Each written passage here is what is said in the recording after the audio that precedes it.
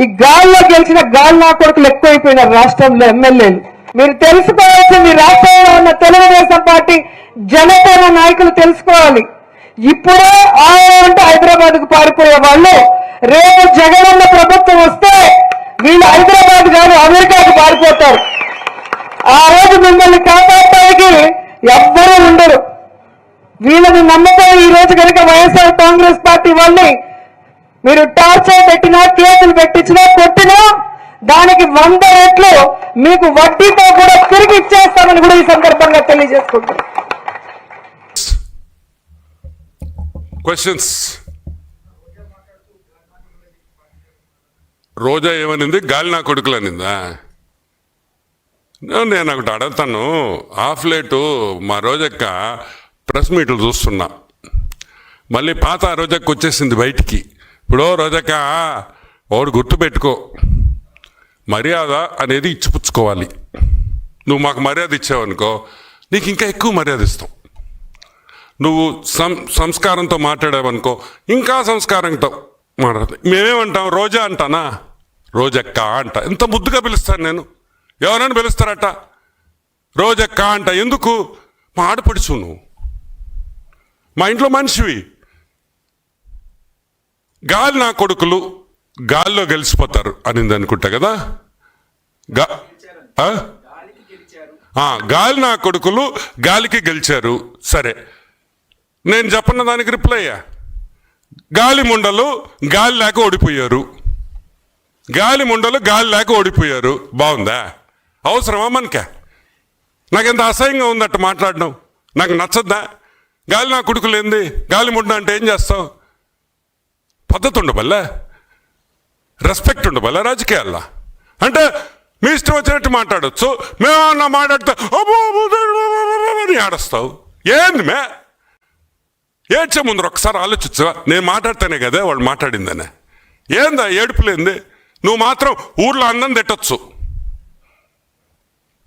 గాలి నా కొడుకులేంది? ఇంకా ఎక్కువ మాట్లాడితే అసహ్యంగా ఉంటుంది. నేను ఒకటే చెప్తున్నా, give respect and take respect. మన రాజకీయాలు బాగుండాలంటే మీరు రెస్పెక్ట్ ఇవ్వాలా, మేము రెస్పెక్ట్ ఇవ్వాలి. మీరు రెస్పెక్ట్ ఇస్తే మేము రెస్పెక్ట్ ఇస్తాం. యా, ఎనీమో.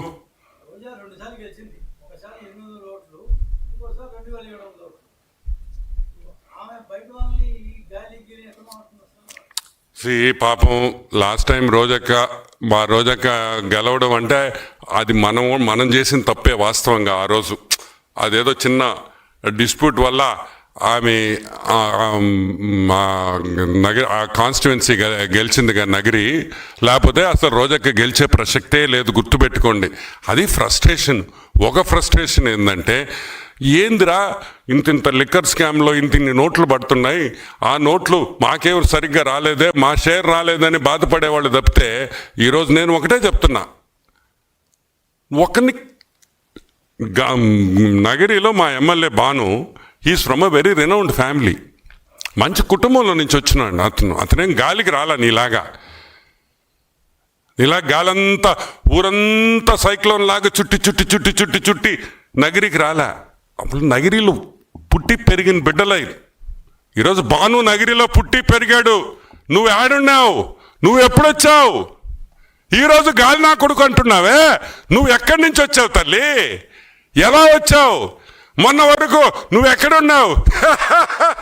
నవ్వేదానివి. అదేం టీవీ షో, అది జబర్దస్త్. ఈడకొచ్చేసి గాలి నా కొడుకు.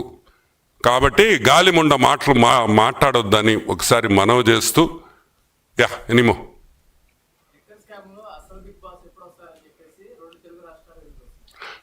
ఒకటి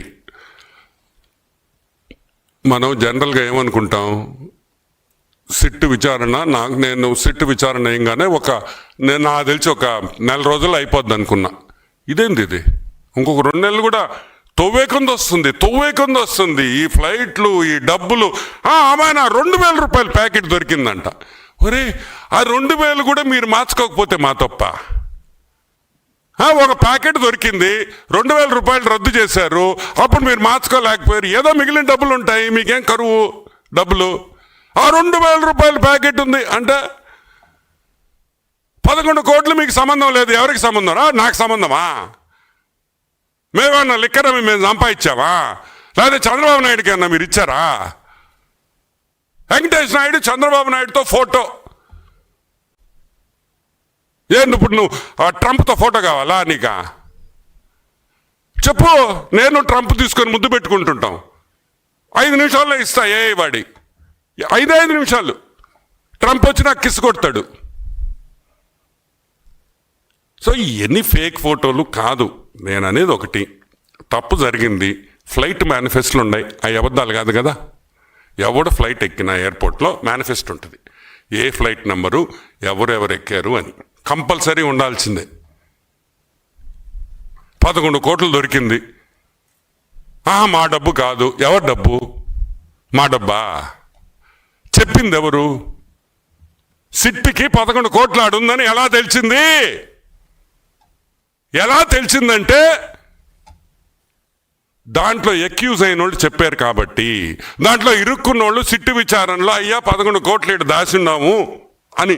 అయినా మీ పిచ్చి కాకపోతే చంద్రబాబు నాయుడు ఆ డబ్బు పంపించాడు అన్నాడు ఒకడు నాతో. ఒరే, మా చంద్రబాబు నాయుడు 11 కోట్ల రూపాయలు సిట్టు విచారణకి వాళ్ళు ఇరికిచ్చేదానికి ఖర్చు పెట్టాలా? వాళ్ళు చేసిన పాపాలు 1000 ఉన్నాయి, 1 రూపాయి కూడా ఖర్చు పెట్టాల్సిన అవసరం లేదు. ఆ సంస్కృతి తెలుగుదేశం పార్టీలో లేదు. మేము ఎవరిని ఇరికించాలని అనుకోం. తప్పు చేస్తే మీరు ఇరుక్కుంటారు. మేము వలేసామనుకో, సగం మంది ఎమ్మెల్యేలు జైల్లో ఉండాలి. ఇప్పుడు ఉన్నారా? ఒక్కటే గుర్తుపెట్టుకోండి, ఈరోజు మిథున్ రెడ్డికి మీ కార్యకర్తలు ఆ జైలు కాడ నిన్న ఫోటోలు చూసా. చంద్రబాబు నాయుడు జైల్లో ఉన్నప్పుడు అసలు రానిచ్చారా జైలు దగ్గరికి? రానిచ్చారా? ఒక్కరిని బ్యారికేడ్లు వేసేసి ఆపేశారు. కానీ ఈరోజు that is Telugu Desam. That is Telugu Desam. That is Telugu Desam party. Rules, న్యాయం, ధర్మం అవి ఉన్నాయి కాబట్టే ఈరోజు మేము ఇంకా పార్టీలో ఉన్నాం, పార్టీ కోసం పోరాడుతున్నాం. యా,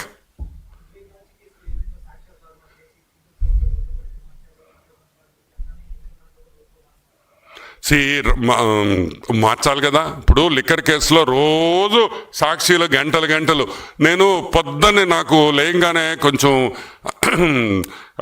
డల్గా ఉండేననుకో, ఏం చేస్తుంది తెలుసు మీకా? 7 గంటలకు సాక్షి ప్రోగ్రామ్ ఉంది చూడు, కొమ్మినేని. ఇది అబ్బా ఏమి చెప్తాడో మా కొమ్మినేని అంకుల్. అబ్బా అసలు అది చూస్తుంటే బాగా జోష్ వచ్చేస్తుంది. డల్ అయిపోయినా అంత నవ్వుతా నేను. ఏం చెప్తాడంటే అతను నిజంగా అంత కామెడీయే, ఒక్క నిజం ఉండదు దాంట్లో. ఆమె ఎవడో ఫోన్ చేస్తాడు, ఫోన్ ఇన్, వాడు ఏమైనా పొరపాటు మాట్లాడితే కట్ అయిపోతుంది, వాడు ప్రోగా మాట్లాడితే వినిపిస్తారు. సో నేనేమంటానంటే ఈ జస్టిఫికేషన్స్ వద్దు.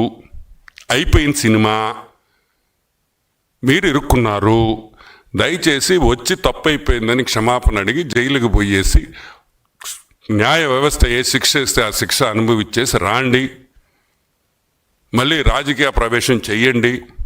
మేము వెల్కమ్ చేస్తాం, ఎవరిని మేము దూరం చేయడం. మనం అందరం ఒకటే, ఒక కుటుంబం. పొలిటికల్గా మీరు వైసీపీ అయ్యుండొచ్చు, మేము టీడీపీ అయ్యుండొచ్చు. We're not enemies.